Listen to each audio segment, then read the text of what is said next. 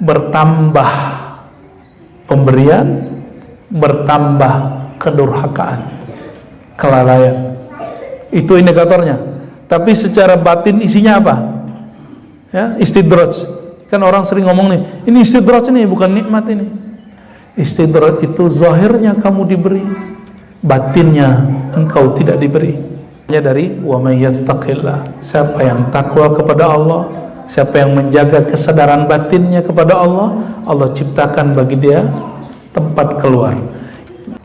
Wa may yattaqillah, siapa yang selalu menjaga kesadaran kolbunya dengan Allah, yaj'al lahu makhraja, Allah akan bukakan, jadikan, ciptakan bagi dia makhraj. Amal itu dibagi, amal fisik, sholat, zakat, amal dompet berbagi, amal akal bertafakkur, amal kolbu berzikir, amalnya ruh berma'rifat.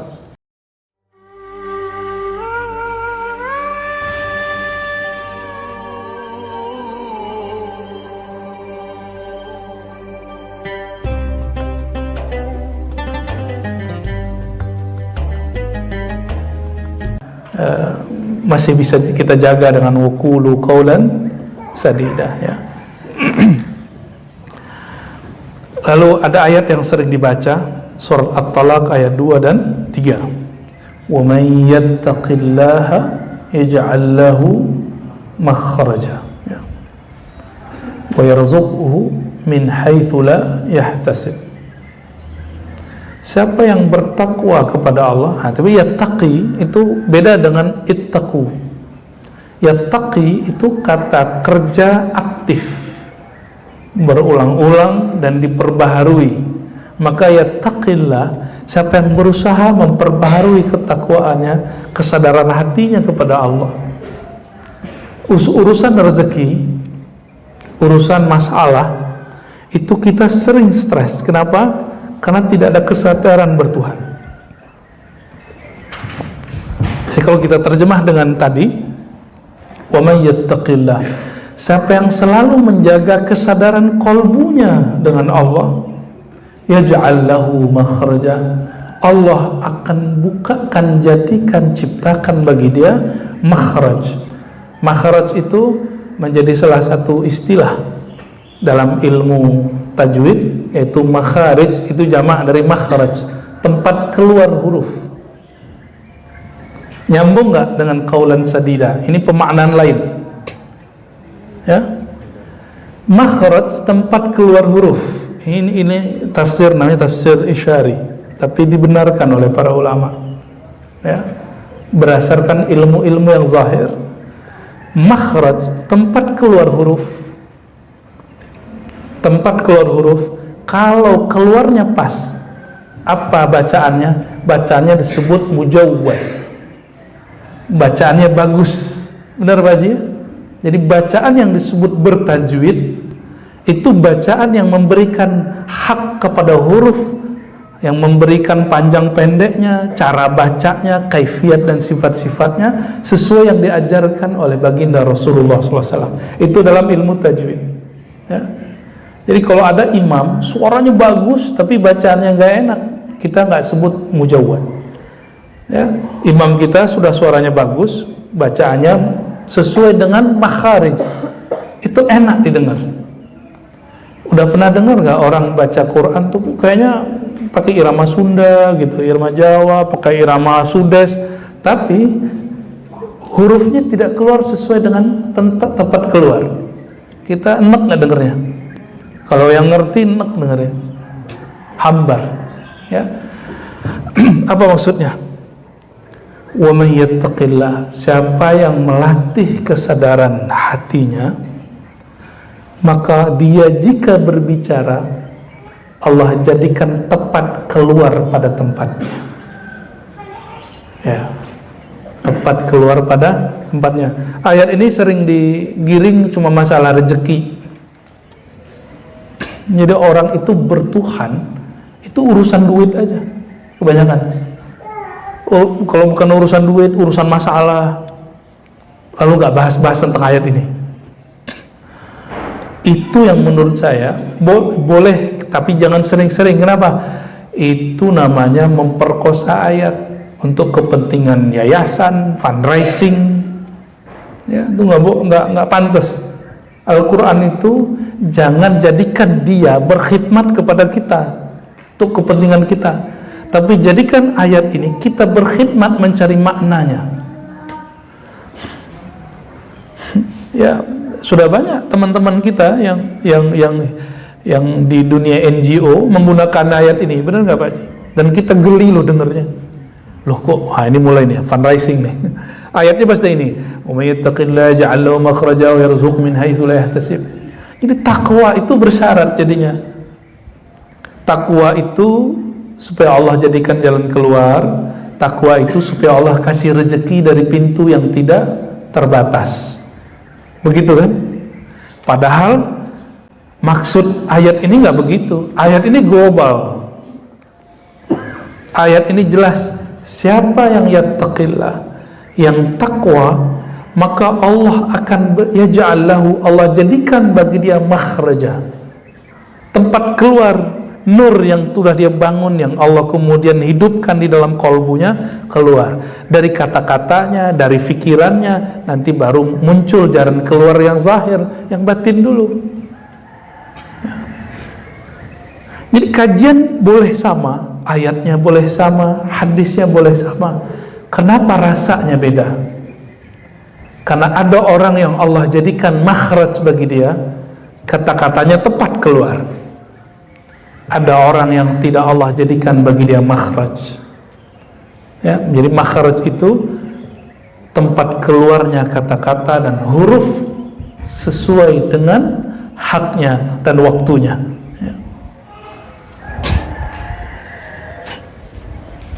Wa yarzuqhu min haitsu la yahtasib. Allah akan memberi dia anugerah rezeki min haitsu, dari sekira-kira, la yahtasib, dia tidak perkirakan. Ini urusan duit apa urusan apa ini? Ternyata rezeki itu ada dua. Ada rezeki yang zahir, ada rezeki yang batin.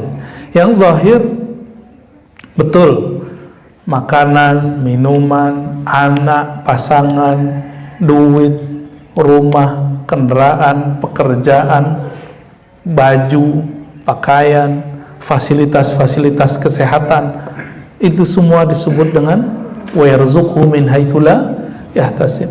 Tapi ayat ini bukan hanya sekedar masalah ini juga masalah rohani. Karena kalau kita baca ayat siratal ladzina an'amta alaihim, jalan yang engkau beri nikmat, itu nikmat zahir atau nikmat batin? Ayat itu yang kita baca di surah Al-Fatihah, pasti semua orang bilang ini jalan batin, nikmat batin. An'amta, yang engkau beri nikmat batin. Apa nikmat batin? Yang tidak engkau murkai ya Allah, dan bukan orang-orang yang sesat. Maka tidak dimurkai Allah berarti dapat sayang Allah. Itu nikmat. Jadi nikmat paling besar itu bukan kita yang tadi itu. Ya, jadi yang disebut istidraj itu diberi fasilitas duniawi tapi batinnya nggak diberi. Itu istidraj. Kalau indikatornya apa? Bertambah pemberian, bertambah kedurhakaan, kelalaian.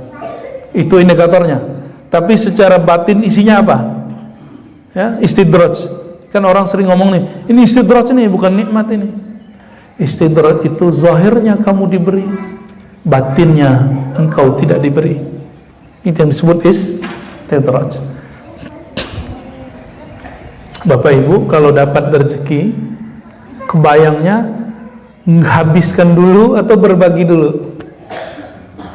Ngabisin dulu ya, itu istidraj. Tapi baru dapat rezeki, kebayangnya apa? Ingin berbagi, itu nikmat. Jadi nikmat istidraj itu tergantung si kolbu itu. Makanya Dimulai semuanya dari wa may yattaqillah. Siapa yang takwa kepada Allah, siapa yang menjaga kesadaran batinnya kepada Allah, Allah ciptakan bagi dia tempat keluar. Bagi kami dulu itu disebut dengan futuh atau tersingkapnya hijab. Dulu guru-guru kita sering mengajarkan doa ini, Allahumma ftah lana futuhal arifin. Ya Allah, singkapkanlah bagi kami sebagaimana Engkau singkapkan kepada ahli-ahli ma'rifat. Ya. Itu penerjemahan daripada ayat ini, ya. Itu surat At-Tolaq ayat 2 ayat 3, ya.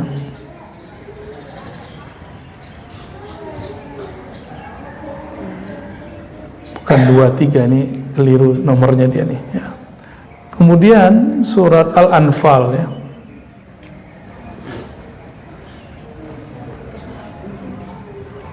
Benar, surat At-Tolaq, ya. Ya. Yang terakhir ayat yang boleh baca surah Al-Anfal ayat 29. In tattaqullaha yaj'al lakum furqana wa yukaffir 'ankum sayyi'atikum wa yaghfir lakum wallahu dzul fadlil 'azim. In, ya. Ini diberikan in syartiyah namanya. Jika tattaqullah, engkau menjaga kesadaran batinmu.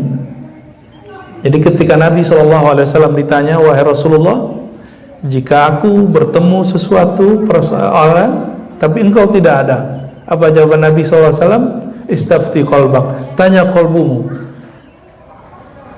Itu mekanismenya apa? Ayat ini, in tattaqullah, jika engkau menjaga kesadaran batinmu kepada Allah, yaj'al lakum, Allah ciptakan di dalam qalbumu furqana, suatu aplikasi baru di dalam diri, namanya aplikasi Furqan.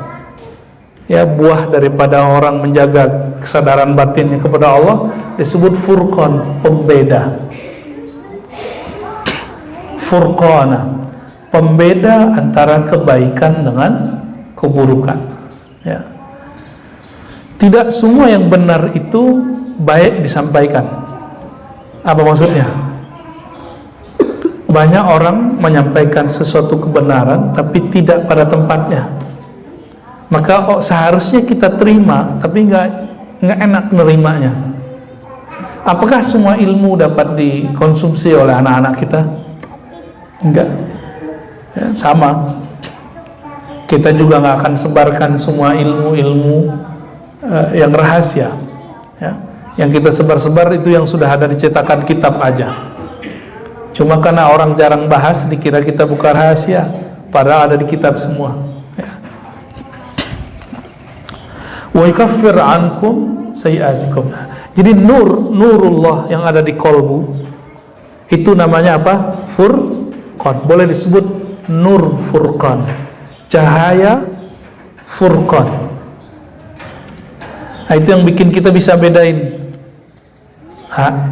Selalu isinya positif. Furqan itu positif.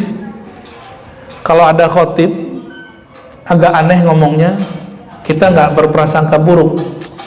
Wah, ini khotib kurang berkelas nih, jangan ngomong gitu, ya. Cukup katakan, ya Allah, aku lagi diuji nih, orang ngomong jahat aku, orang hate speech, pidatonya mulai ada ujaran kebencian, apakah aku tersulut? Gitu, ya. Saya menikmati aja pas semua khotbah-khotbah itu. Ya, walaupun gerundel di hati, ya Allah, kenapa khotbahnya begini lagi? Ya. Kok dilalah satu kali saya ditakdirkan sholat pengennya ke kanan, tapi kok sepeda motornya bawanya ke kiri. Kuat aja ke situ. Ternyata Allah ingin kasih tahu nih, Ar-Razi sekarang sudah mulai orang hate speech. Kata hina, kata laknat, kata bodoh itu diulang. Padahal ini mimbar suci, kata-kata dia sudah mulai merusak kesucian mimbar. Itu hari Jumat, hari suci, dia mengatakan ini hari Jumat, hari suci, hari diciptakannya Nabi Adam, hari nur, sholawat. Tapi saya nggak ketemu tuh nur itu, ya. Tapi itu ujian bagi kita, Apakah kita kemudian mendoakan kebaikan bagi si khotib? Saya cuma doa, ya Allah, tolong titipkan, teteskan nurmu ke dalam kalbu orang ini, ya, sehingga kami yang mendengar ini nyaman, ya. Dan yang paling lucu, ini negeri dilema. Yang mengajarkan tidak syukur nikmat itu adalah para da'inya sendiri. Mohon maaf Bapak Ibu, sepakat atau tidak? Ada yang kenal Imam Sudais, Imam Sidal Haram? Syekh Sudais itu punya kawan namanya Shuraim. Bismillahirrahmanirrahim. Alhamdulillahirabbil alamin. Yang datar-datar gitu itu namanya Shuraim. Itu duo imam ini, jadi orangnya luar biasa. Sudais masih bertahan. Shuraim udah gak ketemu Pak, udah gak boleh jadi imam, diberhentiin karena pernah nyindir sedikit pemerintah. Sedikit dan nyindir, itu gak boleh khutbah lagi, gak boleh ngimamin lagi. Di Indonesia, ya, yang ngomong negara ini negara Firaun, itu dibiarin aja. Orang kayak Rocky Gerung bebas ngomong. Dia kan yang sering nuduh bahwa negara ini negara tirani, negara apa. Itu kalau benar negara kita ini seperti itu Pak, diktator, dia udah gak ada dari kemarin. Yang pernah hidup di zaman Soeharto, gimana? Yang pernah hidup di zaman Soeharto, gimana Pak? Guru saya hilang semalam, cuma nyindir dikit. Jadi yang ngajarin tidak bersyukur nikmat kebebasan berpendapat itu justru ustadznya hari ini, justru tokoh-tokohnya hari ini, ya, nuduh negeri kita ini tirani, ya, tidak ada kebebasan pendapat. Lah dia ngomong begitu bebas kok di mimbar-mimbar, di TV, di TikTok, di mana bebas. Kenapa orang-orang nggak sadar? Coba tinggal di Saudi lah bentar, nggak percaya, ya. Tinggal di Malaysia lah bentar, di Brunei tinggal bentar ente, ya. Tuh si ustad-ustad yang ngomong begitu, coba tinggal. Makanya di Quran, kul siru fil ard afalam yasiru fil ard fatakuna lahum qulubu ya'qiluna biha. Surah Al-Hajj, ya Pak Haji? Al-Hajj ingat saya. Maka apakah mereka tidak berjalan di muka bumi, pindah negara? Rasain. Uzbek, Bukhara, kotanya Imam Bukhari. Mana ada orang dapat izin pengajian begini? Nggak boleh Pak. Mana ada khotib kayak dia yang kata-katanya kasar begitu, yang ngomongnya laknat, ngomongnya bodoh, ngomongnya goblok, ya. Nggak ada. Dibiarin aja, ya. Saya prihatin, ya. Prihatin melihat semua ini. Ini gimana umatnya mau bersyukur nikmat, tapi dia sendiri tidak mensyukuri nikmat berkebebasan, ya.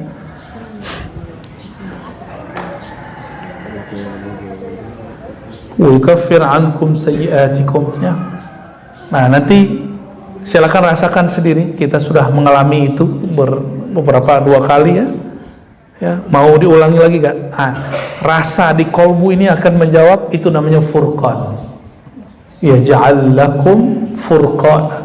Nur yang Allah titipkan di kolbu itu, dia dapat bekerja, merasakan furqan, membedakan nanti, ya.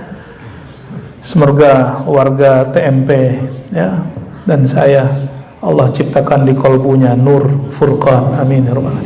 Dan ajaibnya Quran itu disebut furqan, ya.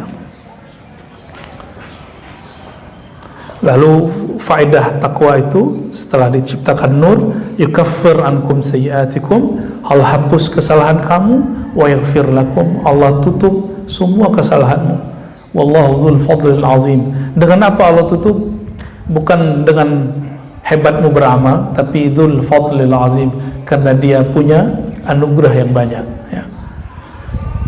Kita baca hadis Nabi SAW dari Abu Hurairah radhiyallahu ta'ala anhu. Qila ya Rasulullah, ada yang bertanya, wahai Rasulullah, man akramun nas? Siapakah manusia paling akram, paling pemurah? Ada juga terjemahan akram ini asyraf, paling mulia. Lalu Nabi menjawab, atqahum, yang paling bertakwa. hadis ini disering dijadikan dalil untuk ngomongin nasab, nggak nyambung, ya. Bab nasab itu sesuatu. Nasab itu bab yang berkaitan mengenai orang mendakwakan dirinya, saya keturunan Syanu. Terus kalau ada ayat atau hadis yang menyebutkan, ya, atqahum, yang paling mulia adalah orang yang paling bertakwa, itu bukan untuk membatalkan ilmu nasab, ya, itu lain cerita. Karena ilmu nasab itu satu ilmu yang nggak ada kaitannya dengan bab ini. Ini bab qalbu, ilmu nasab itu bab empirik, ya, zahir, ya. Faqalu laisa an hadza nas'alu, wahai Rasulullah, bukan sekedar itu yang kami tanya.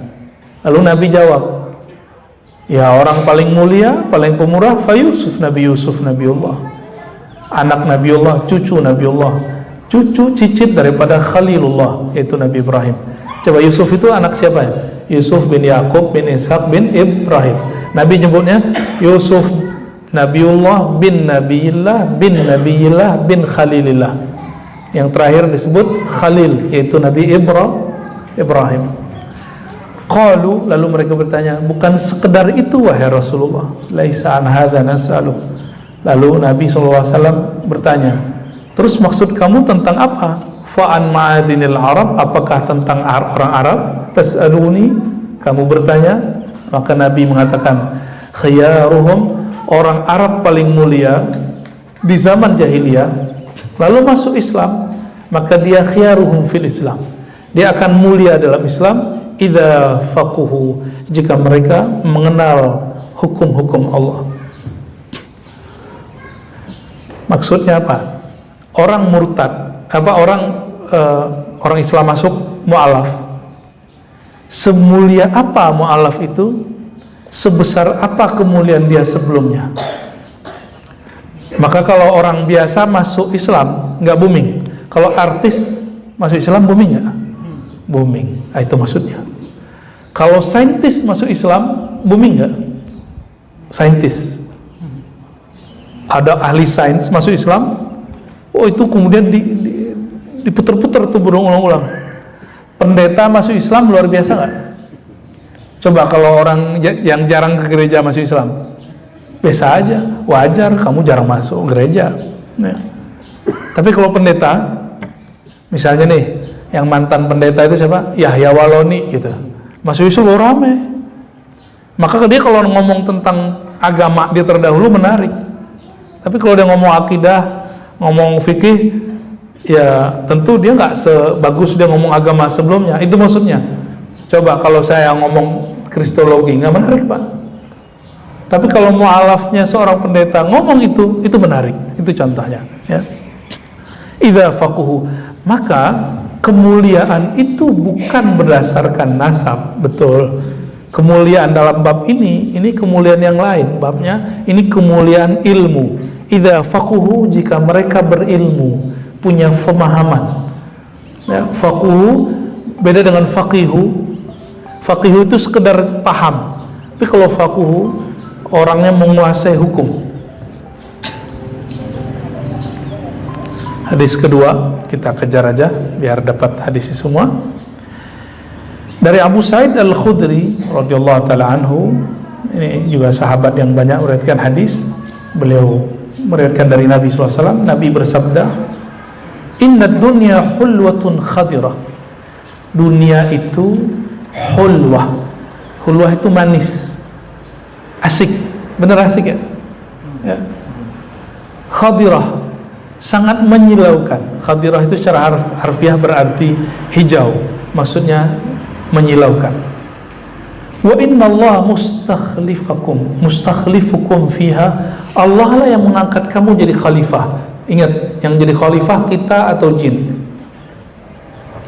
ya. Jadi perlu nggak takut dengan jin yang ada di kebun? Hah? Katanya di kebun belakang ini masih ada yang tinggal katanya, ya. Perlu nggak takut? Nggak perlu takut, karena khalifah di bumi siapa?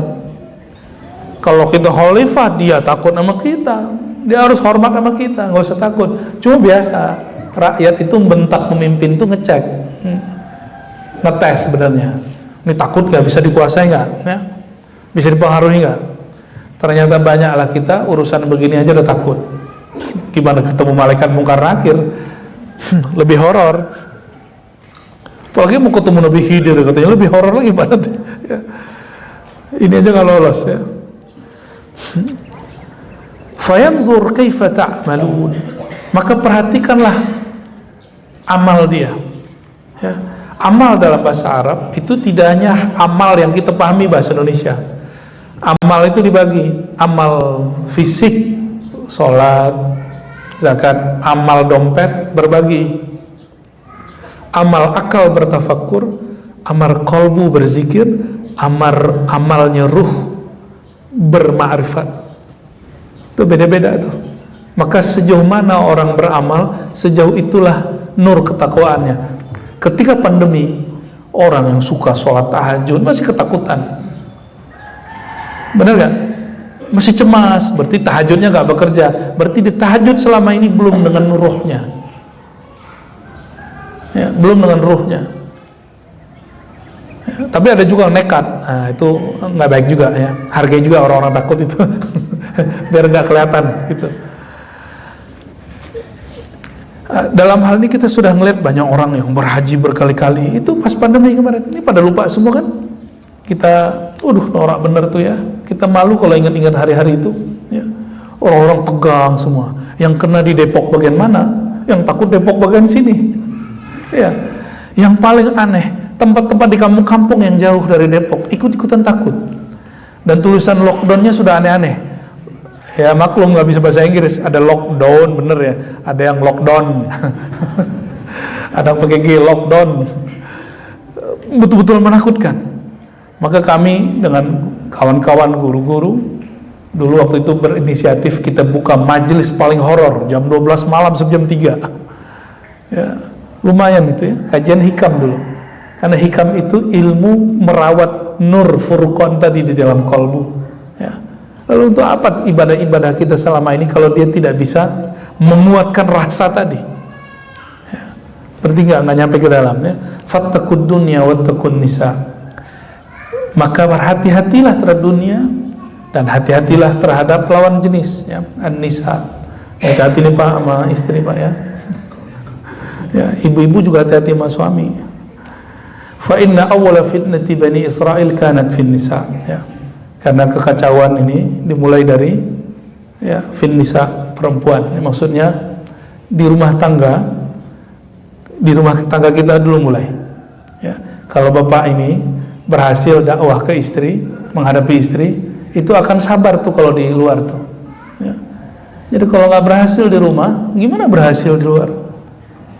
Ya, kata Syekh Ali Sobuni almarhum, itulah asrar kenapa Allah banyakkan istri Nabi. Karena Nabi itu kalau berhasil ngurusin istrinya, kan polanya macam-macam. Aisyah lain dengan Hafsah, lain dengan Salamah. Ya. Kalau berhasil ngurusin laki-laki perempuan, ngurusin laki-laki lebih mudah. Coba tanya bapak-bapak ini. Kita kalau tengkar Pak, ya, nggak enakan. Salaman beres. Kalau ibu-ibu lama. Coba tanya ibu-ibu. Lama, dipendem lama sekali. Ya. Bapak-bapak ini kalau berkelompok-kelompok, misalnya nih kelompok-kelompok, kalau ketemu bareng-bareng lebur. Kalau ibu-ibu enggak, itu sudah ada faksi-faksinya itu dan faksi-fraksi. Beda ya, agak beda emang. Di pengajian aja begitu, pengajian-pengajian yang kita urus dulu ya.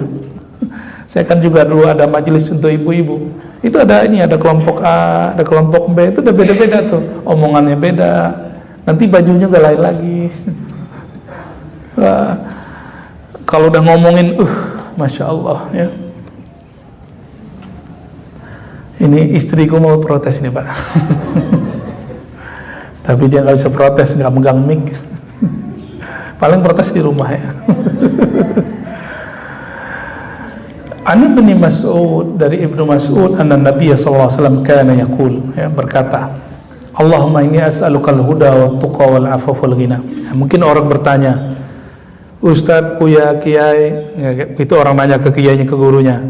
Terus gimana supaya kita dapat takwa? Kalau ini kan dasar-dasarnya.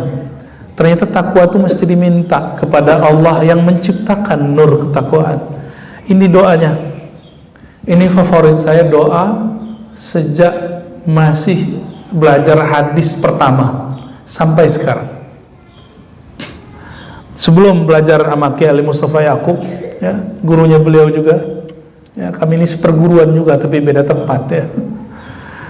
Itu kita salah satu wirid kita, ternyata masuk ke dalam wirid pagi sore. Dulu maksurat, ada wirdul latif, ada maksurat versi Hasan Al-Banna, ada wirdul latif versi Al-Habib Abdullah Al-Attas, ya. Allahumma inni as'aluka al-huda wat-tuqa wal-afafa wal-ghina. Itu bahasa Arabnya. Orang kita ini kalau nggak doa pakai bahasa Arab kurang afdol, ya, padahal enak tuh doa pakai Indonesia. Allahumma inni, ya Allah aku bermohon, as'aluka meminta kepada engkau, al-huda, berikanlah nur hidayah dalam diriku, wat-tuqa, nur takwa, nur furqan tadi di dalam diriku pembeda, wal-afaf, afaf menjaga diri, ya. Afaf ini juga berarti tidak suka meminta ta'affuf, juga berarti menjaga kehormatan diri, kehormatan rohani. Wal ghina, rasa berkecukupan, ini yang mahal. Rasa berkecukupan. Ini mau ustadz, mau jamaah, kalau Allah nggak beri rasa ghina, disitulah muncul namanya sifat tamak. Kalau tamaknya kami ini, tahu nggak Bapak Ibu? Kalau zaman now, kalau punya pesantren, nggak ada puasnya mau bangun. Tapi saya lihat Pak Haji santai, ya, alhamdulillah santai. Ada yang nggak puas tuh, belum beres ini tanah sebelah udah ditawar lagi gitu, ya. Ya walaupun Pak Haji ada niat kemana, tapi kayak santai, ya. Walaupun ada niat mau kemana tanah mana saya lihat tuh, tapi relax, ya, nggak terlalu ngoyo. Banyak yang begitu. Jamaahnya bingung sendiri. Kami disuruh nggak tamak kok Pak Kiai tamak, gitu. Kami disuruh, ya, untuk tidak rakus kok pakai rakus. Itu kadang-kadang batinnya murid bertanya, ya. Tapi itu ujian bagi murid, apakah dia suuzon sama gurunya, ya. Kalau kita melihat fenomena begitu, cukup katakan mungkin kiai memikirkan banyak permintaan orang pengen ngaji, pengen nyantri, tapi tempat kurang banyak, ya. Kita husnuzon. Tapi pada diri seorang muallim, dia mesti lihat-lihat ini. Wal ghina ini rasa cukup. Kalau orang tempe, rasa cukup itu apa?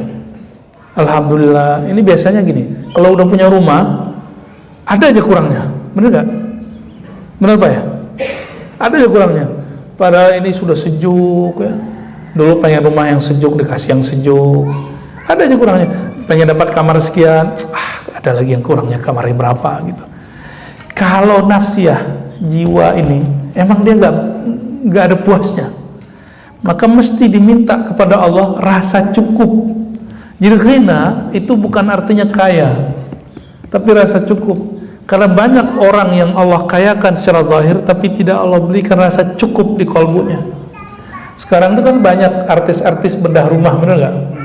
Waduh, kita ngelihatnya, Masya Allah, ini kayaknya kalau ada makanan langsung ininya keluar meler Pak, langsung. Dan coba lihat, orang yang sudah punya rumah bagus, itu melihat begitu, terpancing lagi. Jadi memang tontonan-tontonan begitu, mungkin ada bagus di sisi lain, tapi di sisi lain justru mencederai hati. Kalau bagi yang belum kuat, belum diberikan rasa al-ghina, ya. Nabi itu, Bapak Ibu, kalau sempat ke Madinah, minta ke Ustadz bawa kami ke museum yang mengajarkan tentang rumah Nabi dulu bagaimana. Nanti kita lihat ukuran rumah Rasulullah SAW. Ya, rumah Nabi itu kan banyak karena emang istrinya banyak, tapi nggak besar-besar. Karena tamu terus datang, ya. Tapi beliau mengatakan baiti jannati. Nah, itu disebut ghina. Rumahku, ya surgaku. Udah begitu belum Bapak Ibu? Ya. Sorga itu ya tidak ada laghwan fiha, nggak ada lagi ya kata-kata yang nggak penting. Di dalamnya hanya ada salama. Jadi kalau di rumah kita, mohon maaf ya, rumah kita semua sedang belajar jadi surga. Ya, saya yakin Pak Haji aja pasti ada sedikit gesekan sama istri. Padahal hafizah, ya, ustadz, ustazah misalnya. Ya, apalagi yang bukan ustadz dan ustazah. Itu normal, itu proses. Emang Nabi nggak pernah begitu? Emang Nabi nggak pernah konflik dengan Aisyah? Lalu kenapa nggak sampai ada turun surat At-Talaq, surat At-Tahrim? Itu pertanda bahwa di dunia Nabi itu juga ada konflik dengan istrinya. Tapi konflik ini tidak membuat kemudian merusak yang 4 tadi. Huda, tuqa, afaf, ghina. Mau rumahnya menjadi surga, minta 4 ini. Ini pilar surga di dunia. Al-huda, petunjuk. Huda itu dalam Quran surat Taghabun, wa may yu'min billahi yahdi qalbah. Siapa yang percaya kepada Allah, wa may yu'min billahi yahdi qalbah, Allah akan bimbing kalbunya. Jadi huda, hidayah, itu boleh diterjemahkan bimbingan dari Allah Subhanahu wa taala. Wattuqa, kesadaran batiniah. Afaf, menjaga kehormatan, ya, tidak menunjukkan diri kita susah depan orang. Itu penting itu Bapak Ibu, ya. Walaupun kita susah, ya, kata kiai saya dulu, ya, kamu mau hidupmu lagi nggak enak kalau ngajar pakai baju paling bagus, ya. Kenapa? Orang itu nggak tahu dompetmu, yang orang tahu bajumu. Tapi teman saya kelebihan, ya, sampai mobil-mobilnya, kamu mau ngutang mobilnya harus bagus pergi ceramah. Kalau itu mengintimidasi, jamaahnya bingung mau ngasih amplop berapa nih. Ya, ada kiai ceramah pakai sepatu harga 25 juta, honornya cuma 3 juta Pak. Bingung, kasihan jamaahnya, ya. Bener, ketika honor dikasih dibalikin. Ternyata orang itu mau ceramah doang, ya. Kenapa?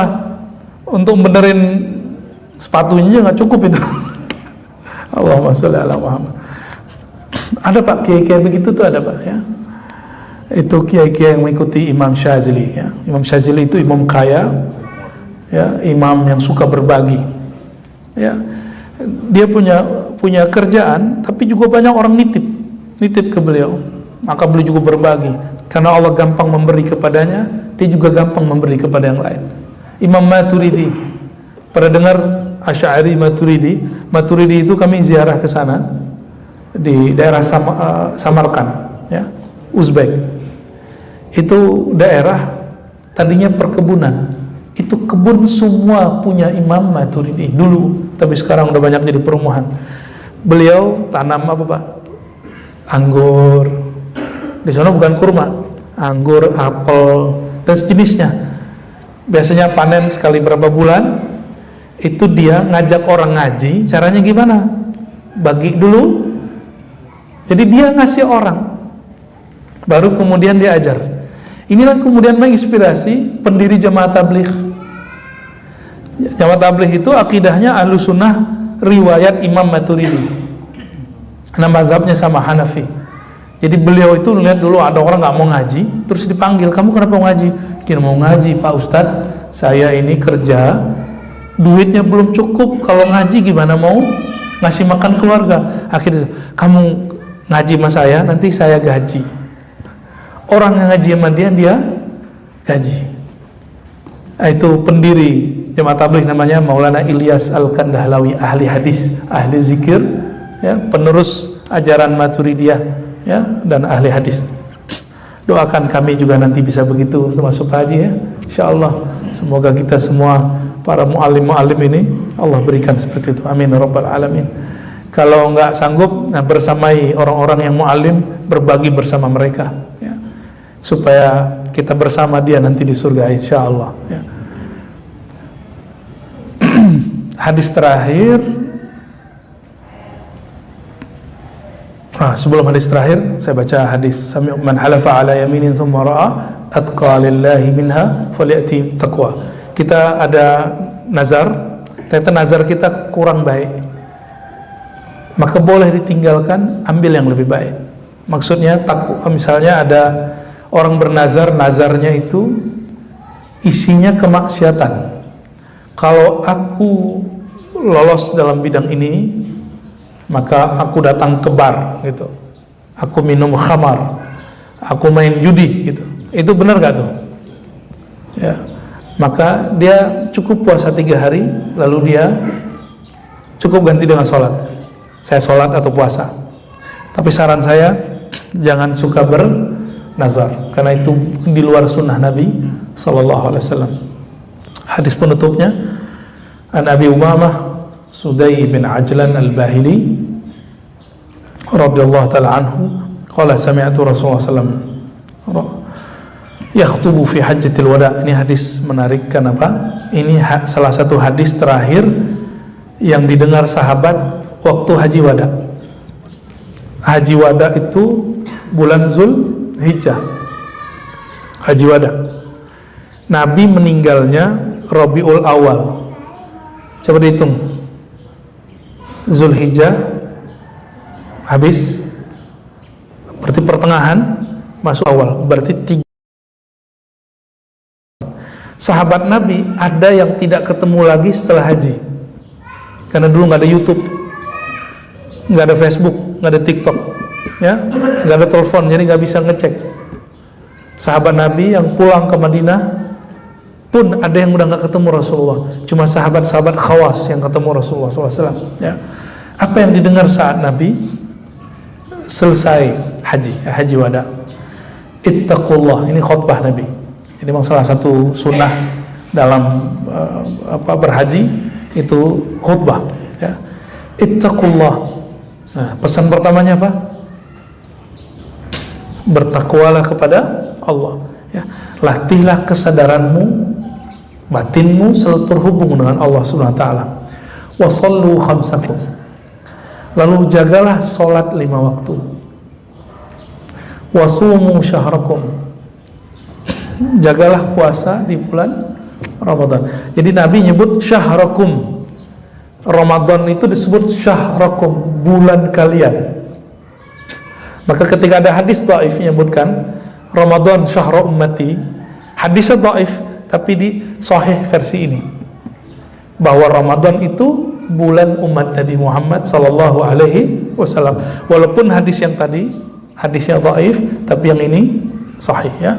Wa addu zakata amwalikum, tunaikan pembersih harta kamu, disebut zakat. Wa ati'u umara'akum, dan taati pemimpin kalian. Nah, bayangkan apa kata Nabi? Wa ati'u umara'akum, taati pemimpin kalian. Di hadis lain Nabi mengatakan walau kana abdan habasyian, walaupun pemimpin kamu orang yang hitam legam, bukan orang Arab tapi orang Habasyi, orang Ethiopia, mantan budak, mesti dihormati, ya, mesti ditaati. Tadkhulu jannata rabbikum, pasti kamu masuk surga.